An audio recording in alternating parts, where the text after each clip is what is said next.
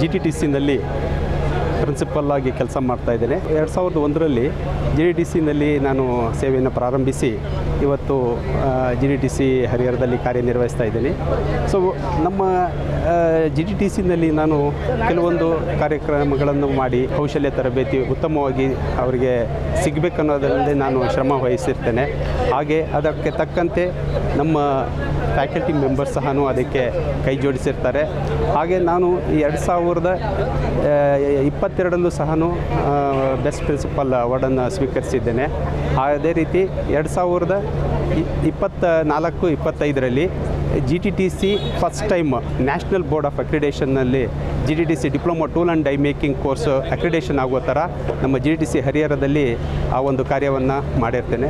So ಹಾಗಾಗಿ ನಮ್ಮ ಒಂದು ಈ ಕೆಲಸಕ್ಕೆ ಪರಿಗಣಿಸಿ ಈ ಒಂದು ಬೆಸ್ಟ್ ಪ್ರಿನ್ಸಿಪಲ್ ಅವಾರ್ಡ್ ಕೊಟ್ಟಿರೋದಕ್ಕೆ ನಾನು ಕರ್ನಾಟಕ ಸರ್ಕಾರ ಮತ್ತು ನಮ್ಮ GTTC ಮ್ಯಾನೇಜ್ಮೆಂಟಿಗೆ ಧನ್ಯವಾದ ಹೇಳೋಕ್ಕೆ ಅರ್ಪಿಸ್ತೇನೆ.